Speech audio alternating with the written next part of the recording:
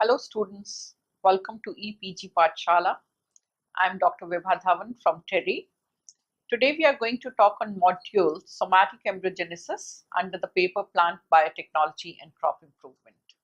In this module, you are going to learn about direct and indirect somatic embryogenesis, factors that affect somatic embryos, induction and development of somatic embryogenesis, physiological and biochemical aspects of somatic embryogenesis, molecular aspects, and application of this important technology. Somatic embryogenesis. It has two words, somatic and embryogenesis. Somatic is somatic cells, and embryogenesis is normal formation of embryo. So it essentially means formation of embryos from the somatic cells.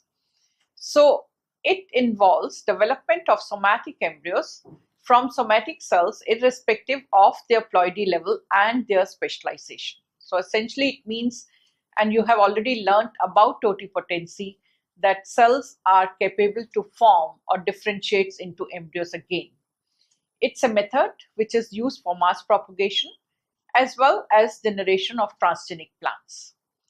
And it's also a very important tool for basic studies on cell differentiation, gene expression, and molecular genetics.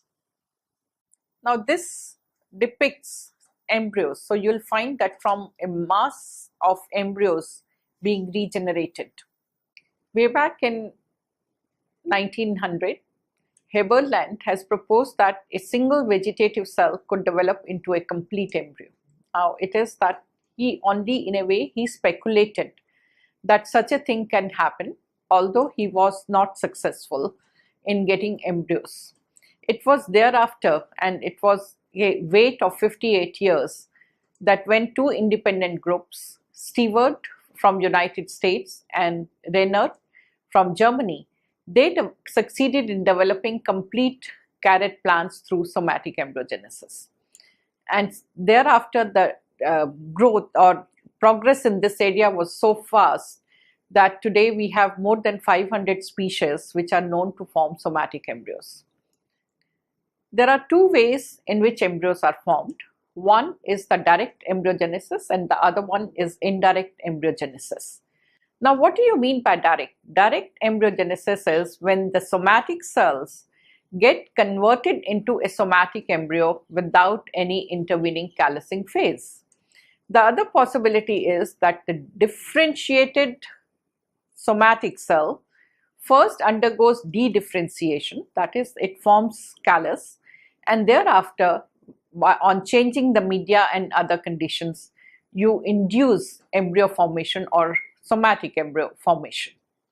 In case of direct somatic embryogenesis, it is expected that plantlets produced will be mirror images of the mother plants.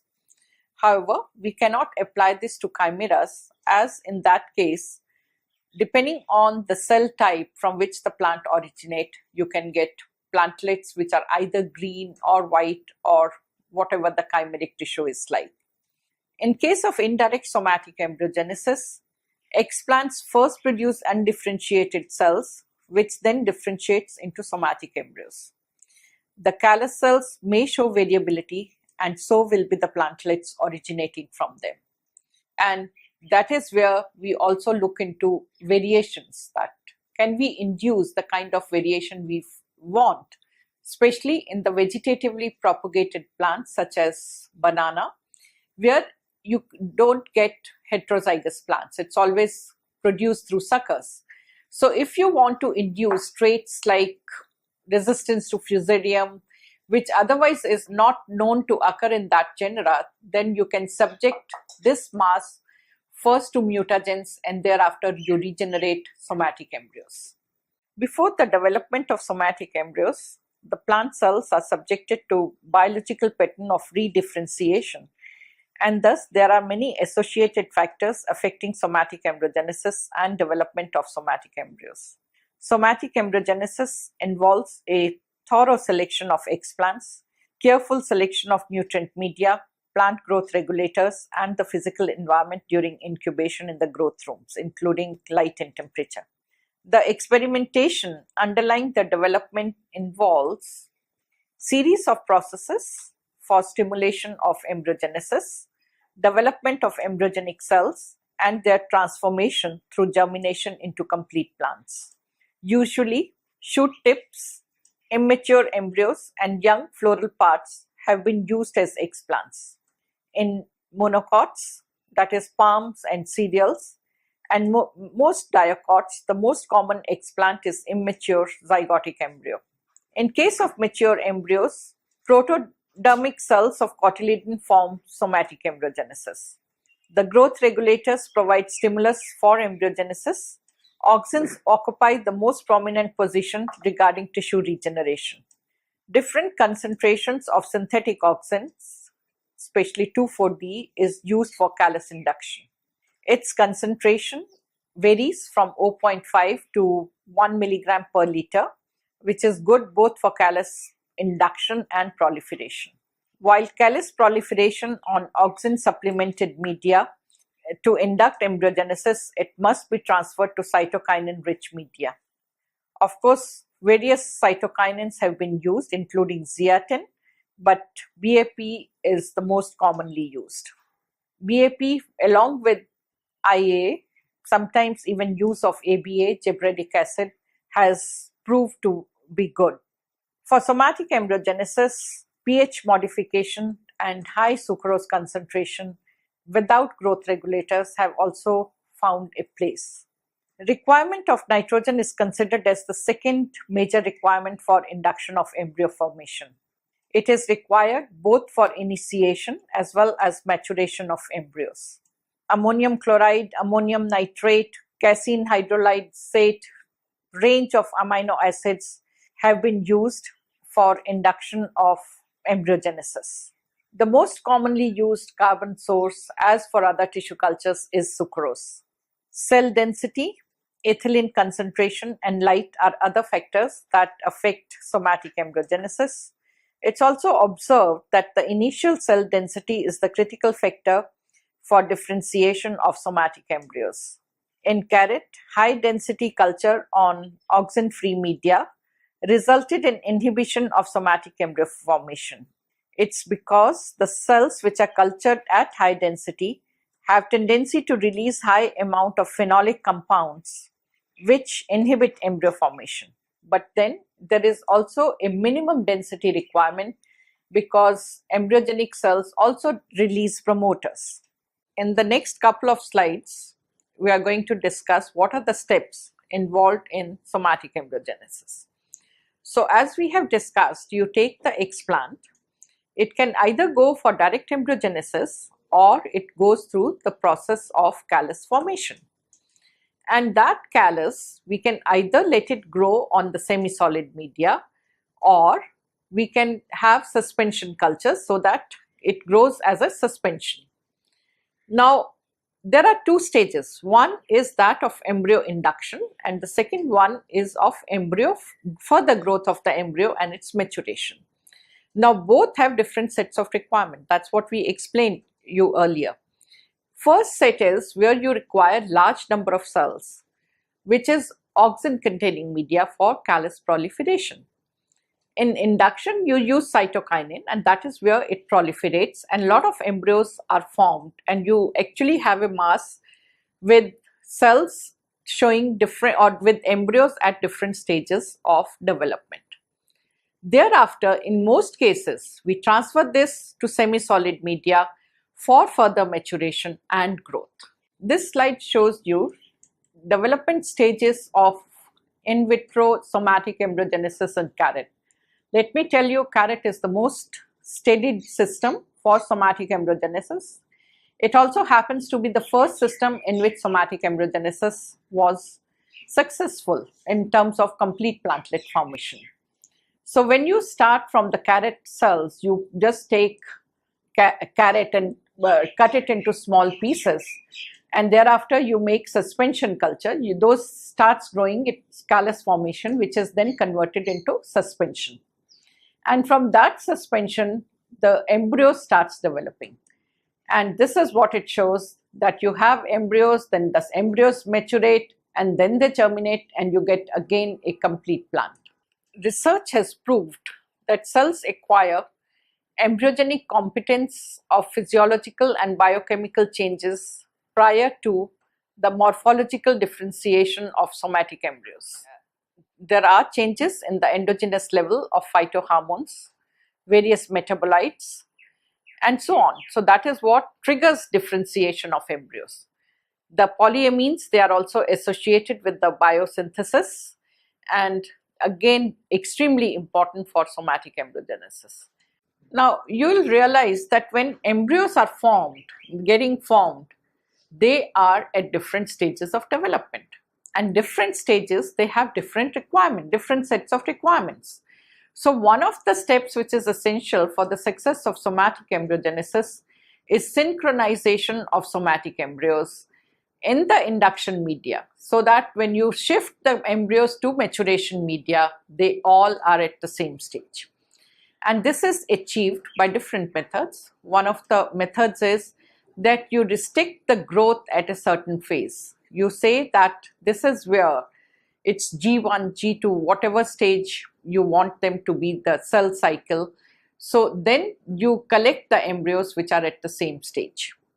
During the development of somatic embryos, transcriptomics of several species is carried out. Different genes such as LEC, WUS, FUS, auxins and transcriptional factors have a predominant role during the induction of somatic embryos. That is transformation of a somatic cell into an embryogenic cell. So there are a lot of genes which play an important role.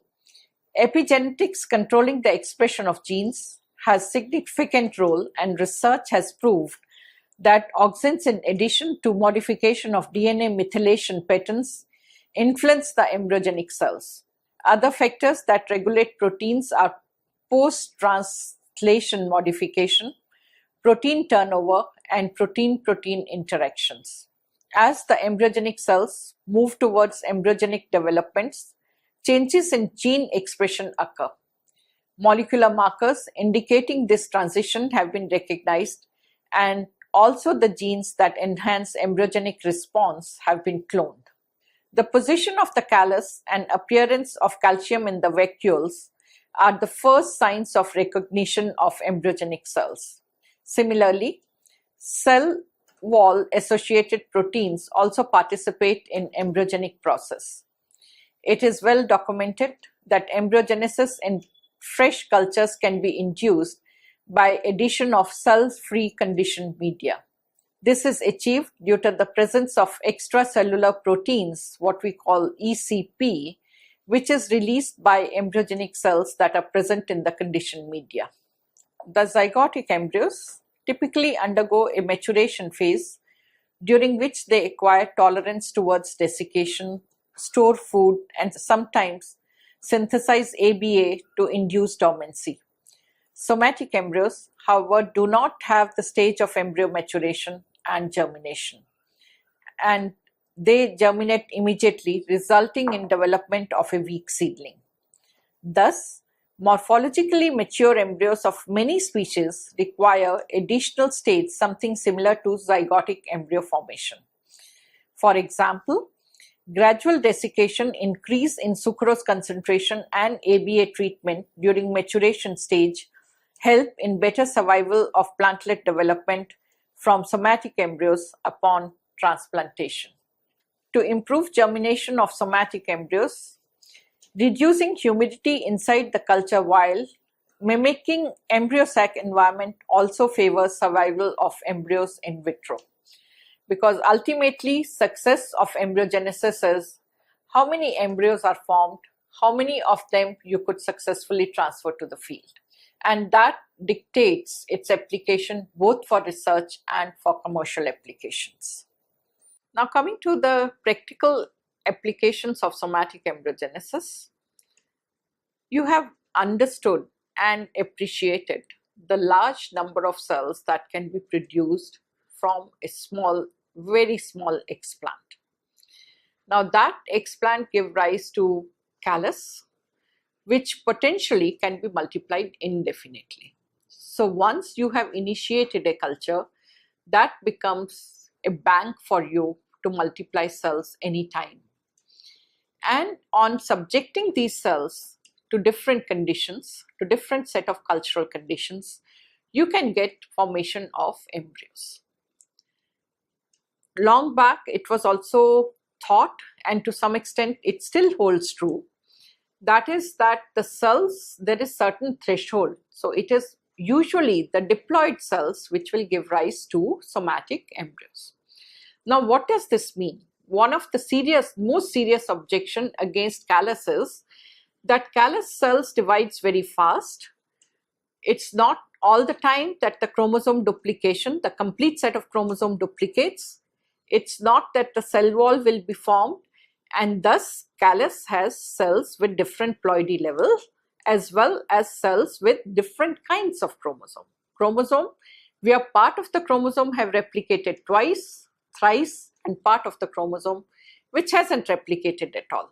So therefore you're having different kinds of cells in the callus, and if you follow the usual method of plant regeneration, you can get different kinds of plants. If you apply somaclonal or you want to get variation, that's a great method, but so is somatic embryogenesis, but I'll come to that later.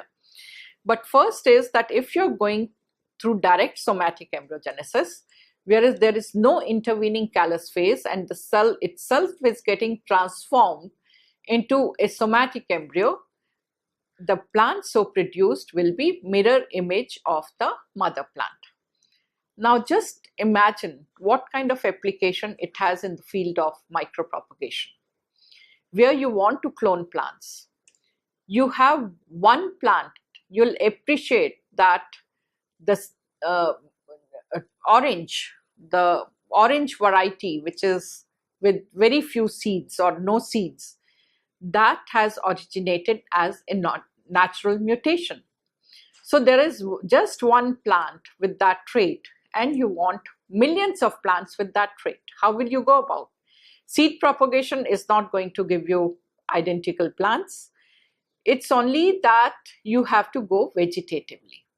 So if you can follow the method of somatic embryogenesis, you can produce large number of plants. Same hold true for vegetatively propagated plants. For example, banana is traditionally propagated by suckers. The plant produces almost 3 suckers in a year's time. The sucker weighs 2 to 3 kg. It is born in the soil and therefore it is exposed to soil-borne pathogens all the time. Now in India, the banana cultivation has gone many folds. Of course, we are not following somatic embryogenesis method for that. That is auxiliary method, but I'm talking of the future. Banana is susceptible to fusarium. Now, what is being tried, what is in research and something which is required is that can we treat these cells with mutagens and get mutants, some of which might be resistant to fusarium. And if you get one such mutant, and that is being tried in bioreactors through somatic embryogenesis because of the large number of plants that can be tested.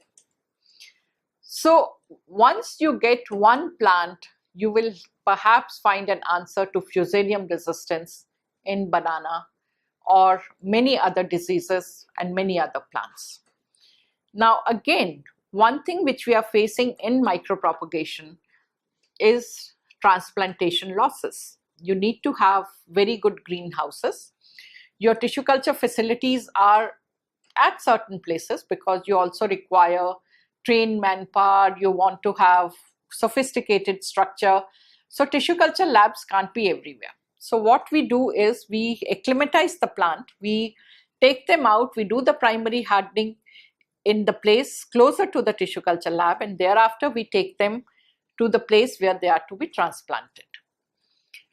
Now, what is happening today that we are transferring truckload of tissue culture propagated plants in the fields where plants are to be propagated. we normally set up secondary hardening units over there, keep the plants there for a few days, and thereafter they are given to the farmer. But what one is aiming at in years to come, can we convert these propagules into seeds, into synthetic seeds?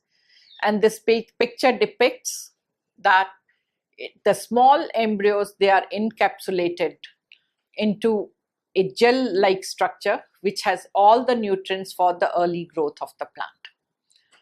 Now, the overall success is restricted, and this is a researchable issue, that you are able to get seeds. Like, then it will be, you want to produce plants in Delhi and you want to transplant them to Bihar, then it will be in 1 kg, you are saying there are 10,000 or 20,000 somatic embryos converted into synthetic seeds. Your cost of transportation will come down, mortalities will come down, and that's how the technology will become more acceptable to the farmer. So this is a future technology. Apart from this, somatic embryogenesis has a lot of potential in other emerging technologies such as that of genetic engineering. There again, what you do is you transform a small tissue, and from the transformed tissue you get plants. You'll learn more about it, how the technology is carried out. It's not a simple technology, and therefore you have to, it's not that the transformation will occur where you require. Transformation can occur anywhere in the chromosome, and therefore you need large number of transformants. And those transformed plants, thereafter you need to multiply them in very large numbers to see their performance in the field. And that is again, somatic embryogenesis can play a very important role. Now, as in many fields of plant tissue culture, there are still many unanswered questions. I have said earlier that we have somatic embryogenesis protocol for over 500 species, but still there are many important species for which we don't have protocols. We need protocols and efficient protocols. For example, in case of date palm, starting from a single tissue, even after 3 years through somatic embryogenesis, you can't even produce 100 plants. Now that I won't call an efficient protocol. It's still a recalcitrant species and you need better protocols for it. In many cases, somatic embryogenesis, it is also prone to high chances of mutation, which you definitely don't want if your objective is cloning. That is very good if you're looking for variation. It's an efficient technology, but if your purpose is cloning, then you have to do things differently. It's also like, theoretically, we say that cells can multiply indefinitely without loss of morphogenic potential. But in practice, we also find that in many species, with the passage of time, the callus cells, they loses ability to form embryos. So there again, it restricts the number of cells that you can actually get. Synchronization of embryo formation is still a problem, and many a times you get albino or abnormal shoots during regeneration of these embryos. So students, in this module you have learned how the somatic embryos are formed, how do you induce those as well as induce callusing followed by somatic embryogenesis, and thereafter you also induce synchronization of embryo formation. Somatic embryogenesis as a process has played a very important role in understanding differentiation as a whole. As for other tissue culture technologies, there are a lot of factors which affect somatic embryogenesis, right from your explant type, media, conditions in which you maintain your cultures, the way you keep your explant, and so on. The technology has been developed for many species, but to realize its full potential, we also have to move towards other disciplines, especially making synthetic seeds out of it. While the technology to some extent has been developed for synthetic seed formation, it still has many gaps before it can be commercialized. So once I'm sure this is commercialized, or you have commercial method of encapsulating somatic embryos, and when I say commercial methods are available, but then you can't store seeds like seeds. So you have to develop a combination, a gelling agent with nutrients, which stays for 6 months or so, and then you can use them as seeds. So once that is done, the application of somatic embryogenesis for plant propagation, for plant breeding, is bound to increase. Somatic embryogenesis also has a very important role if you look at developing new kinds of plants and for genetic engineering. So thank you, students. I hope you have enjoyed this talk and are excited towards this exciting field of somatic embryogenesis.